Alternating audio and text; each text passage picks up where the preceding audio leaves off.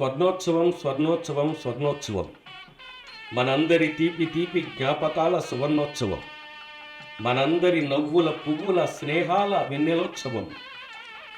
పులవర్తి లక్ష్మణస్వామి జిల్లా పరిషత్ ఉన్నత పాఠశాలలో 1977లో విడిపోయాం. ఉన్న ఊరు వదిలి ఎక్కడెక్కడో తిరిగాం. బాధ్యతల బరువులు మోసి అలసి సొలసిపోయాము.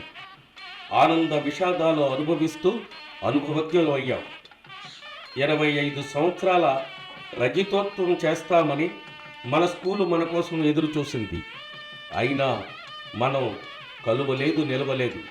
కానీ 2020లో కొందరి స్నేహితుల కృషితో, అసంకల్పితంగా దైవ సంకల్ప స్నేహ బలంతో, పూర్వ విద్యార్థుల అపూర్వ సజీవ స్నేహ పుష్పాలంటూ మనం సంబరాలు చేసుకున్నాం.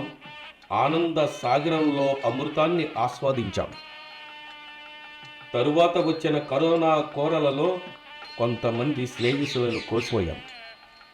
వారికి నివాళి అందించి మన చిట్ట చివరి స్నేహ సంబరాలు చేసుకుందామని మళ్ళీ ఇప్పుడు స్వర్ణోత్సవం అంటూ సాగుతున్నాం. కులం, మతం, వర్గం, వర్ణం లేని నిస్వార్థ స్నేహ గీతాలు పాడుతున్నాము.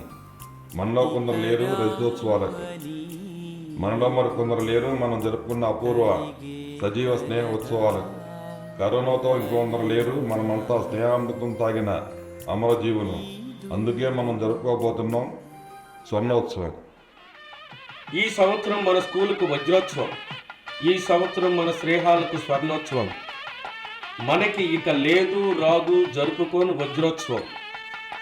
మన కోసం మనం చేసుకుందాం చిట్ట చివరి శాశ్వత సజీవ సువర్ణోత్సవం.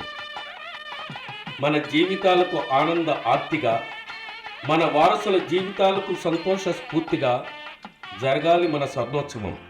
ఇది అందరి జీవితాలకి అందని గొప్ప వరం.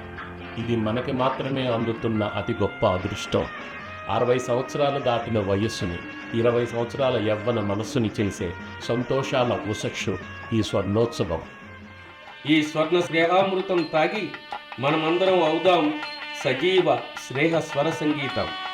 చిట్ట చివరి జీవితాన్ని సాగిద్దాం సంతోష స్మృతుల శుభ స్వర్గ ప్రస్థానం.